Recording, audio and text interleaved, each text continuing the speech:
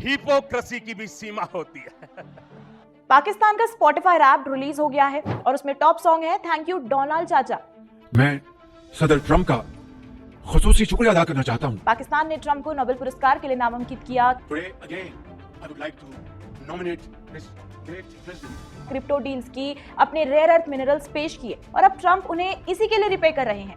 America ने हाल ही में Pakistan F-16 लड़ाकू विमानों के लिए $686 मिलियन की अपग्रेड पैकेज को मंजूरी दे दी है, जिससे पाकिस्तानी F-16 विमानों को जीवन काल 2040 तक बढ़ जाएगा।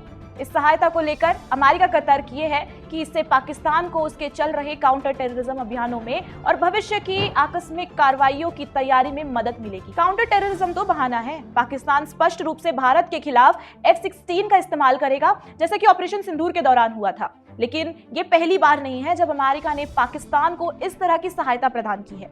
इससे पहले भी पाकिस्तान अपने so called counter terror operation के लिए बढ़ चढ़कर और कभी-कभी मनगढ़ंत खर्चों का हवाला देकर अमेरिका को ठगता था। अब 2008 की गवर्नमेंट अकाउंटेबिलिटी ऑफिस की रिपोर्ट बताती है कि अमेरिका ने पाकिस्तान को जो अरबों डॉलर की एंटी टेरर मदद दी, उसका सही हिसाब किताब नहीं था। पाकिस्तान ने बिना सबूत के खर्च दिखाए कई झूठे या गैर जरूरी बिलों पर पैसे ले लिए और मदद का गलत इस्तेमाल किया।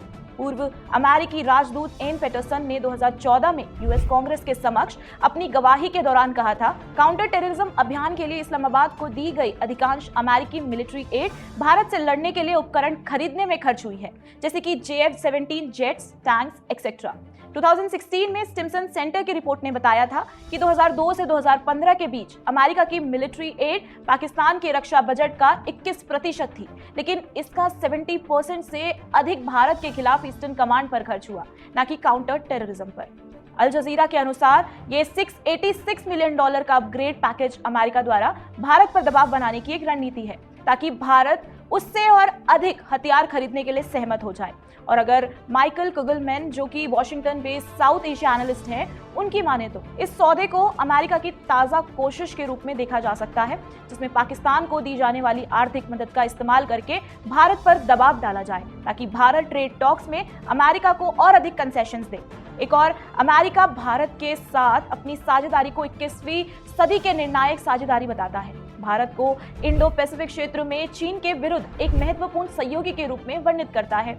वहीं दूसरी ओर लगातार पाकिस्तान को हथियार सहायता प्रदान करता है। अमेरिका के इस हिपोक्रेसी को किसिंजर से बेहतर कौन बयां कर सकता है? It may be dangerous to be America's enemy, but to be America's friend is better.